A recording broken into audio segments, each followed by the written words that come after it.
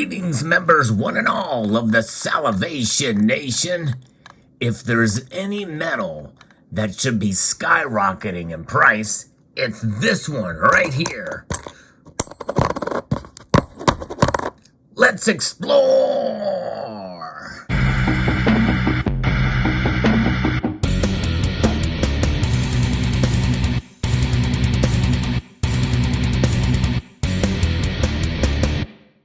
Yeah, I know I'm a little frustrated, but it's okay. I kind of like it when it's cheap. I can get more of it.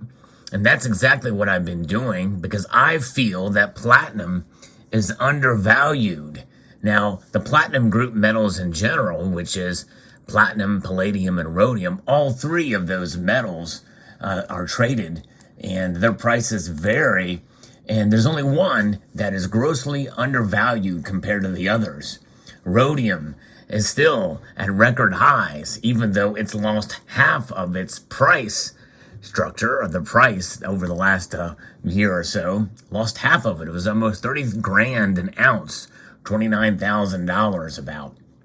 Palladium was well above 2,900, I think close to $3,000 an ounce. It may have peaked up there. It's come down a bit too. In fact, right now it's trading just under $2,000 an ounce in the ask price.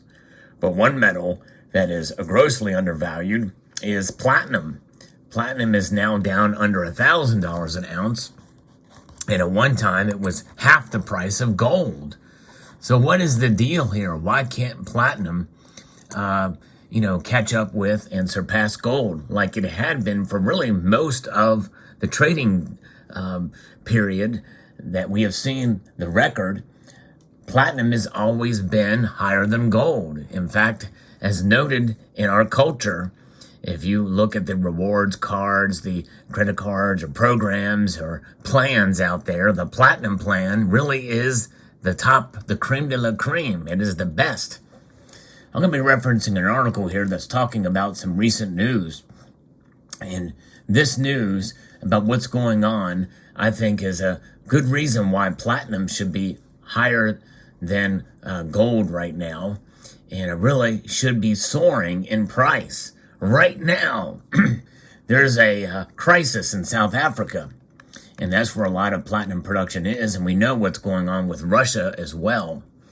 This is a piece from IndigoPreciousMetals.com, and they've written many research pieces, including South African production of platinum group metals and the critical situation regarding energy production supplied by the sole utility provider, Eskom. These in-depth studies have been led by our key contributor, the vastly experienced Dr. David Davies, who is based in the ground on South Africa. South Africa is producing 73%, almost 3/4 of the platinum supply. Russia at close to 12%, and Zimbabwe at roughly 8%. These three countries produce roughly 92 to 93% of the global platinum supply. Global mining supply is forecast to fall around 10% in 2023. By that measure alone, and considering the demand that we've been seeing for platinum, and knowing that it is at least anywhere between 10 to 30 times rarer than gold. I know that is a very broad range, but I tell you what, some of the research I've been doing lately about the rarity of some metals, that's about the best I can do. There's not really a definitive answer as to how rare some of these metals are, but we know conservatively that platinum is at least 10 times rarer than gold. Although I have seen some report to say 5 times rare.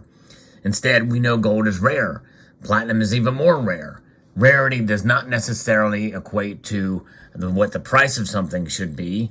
And so we understand that. But regardless, and given the demand and how utilized platinum is in industry, I think it should be a lot more than what it is now.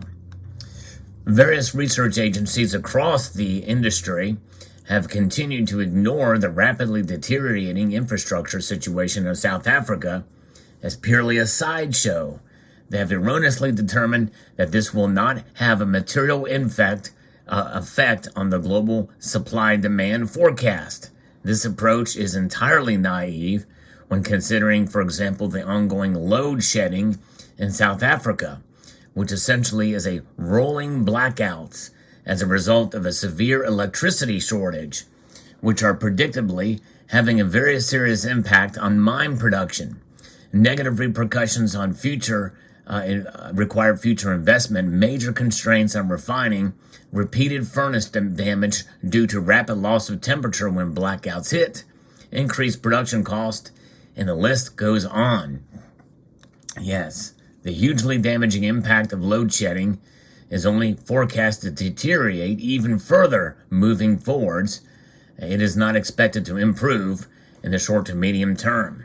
I think that alone now, what we've already been seeing with that, should have sent the platinum group metals in general, and platinum specifically, up higher.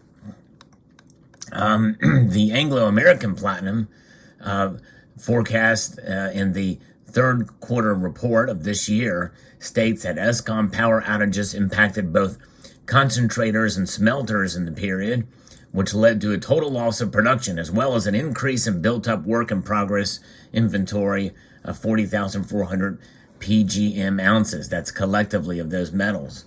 Total PGM production decreased by 6% to just over 1 million ounces. Production of platinum decreased by 6% versus 2021 in the third quarter and decreased by 5% year to date. Metal and concentrate production from the Platinum Group Metals operations decreased by 6% due to the impact of Eskom load shedding, power outages, primarily in September, infrastructure closures, and inbuilt and lower grade Mogalakwena. Whilst this clearly affects the Anglo-American platinum in particular, it is widely impacting all producers in South Africa, which are experiencing various levels of damage to production supply and rising all-in cost. South Africa produces approximately 73%, as we mentioned before, of the world's platinum, so the worldwide impact on the platinum market will be heavily felt, and that should affect the price. You know, that word heavily being used is really no coincidence. It is the densest of all of the metals that are tracked for price, for spot price. And not only that, but the World Platinum Investment Council seems more in touch with their forecast. Total platinum supply in 2022 is forecast to decline 8% year on year to 7,514,000 ounces. There's a chart that talks about the increasing frequency of load shedding stages, moving in stages 5 and 6 this year. The lack of a consistent supply of electricity is seriously impacting mining production in South Africa.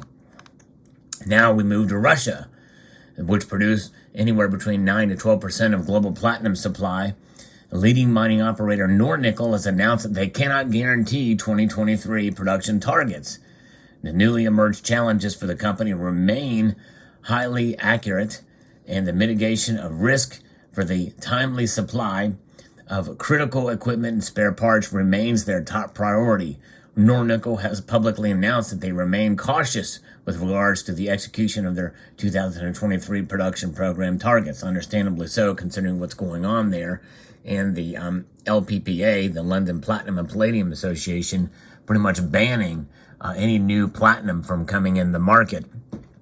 Meanwhile, industrial demand for platinum continues to increase, and therefore a price resolution higher in platinum is the very likely outcome. It should be happening right now, folks, considering all of this that's going on. And I'll talk to you in a moment as to why I think that's not the case, as market participants and industrial end users begin to finally grasp the critical situation we face with the current global supply-demand deficit that is forecast to get worse year on year for the next 4 to 5 months. That's part of the answer, folks, as to why people just aren't getting it. These metals, platinum, palladium, and rhodium, they're really not paid attention to. But this channel here, I've been talking about platinum for years. In fact, there actually used to be a channel who is dedicated solely to platinum, And I think it's great to have a channel solely dedicated to platinum, but he's not around anymore. And he very well could be because he was frustrated because of the lack of views. Understandably so. But the thing is, platinum is a metal we should be paying attention to. And no, it is not the core of the group, gold and silver. It is really not a monetary metal. However, if you want to diversify, which I certainly encourage, platinum is the way to go. I believe it is undervalued, and I believe that for several years. In fact, I have made calls, not necessarily price targets, but I believe that, it's only a matter of time before platinum goes up. But the thing is that with everything that's been happening since the pandemic, supply chain issues, and especially with what's been going on with Volkswagen and the like, it's crazy to think about platinum anywhere under $1,000 an ounce. It got to $600 an ounce. And boy, that was the time to buy. That's when I bought this 2020 Platinum Eagle. I'm glad I did, because it's now 900 and change. In fact, as I record this video right now, it's about $950 per ounce. And this is a maple leaf, a platinum maple leaf that I like to have as a desk piece. When you feel platinum in your hand, it is very dense. It is more dense than gold. Again, it is the densest of the metals that are traded, and you can see really how thin this coin is, but it's still the thickest of all of the platinum offerings out there, platinum bullion offerings out there in coin form. So it's a beautiful piece, and I encourage people to get a 1 ounce Canadian maple leaf, and you can see this one has been through the ringer. It's been handled tremendously and proudly, because I think there's just something about feeling the density of platinum, feeling the weight of it in your hand, and you can really get a better sense of it by having the smallest diameter, that's a 30 millimeter, to get a platinum maple leaf, I think is, and this is still heavy and dense, but there's just something about this small. Look at the size differential in the diameter. And you really feel it with this piece. You can really feel it. So there you go. So I hope you found this video insightful. I think it should be much higher than it is now.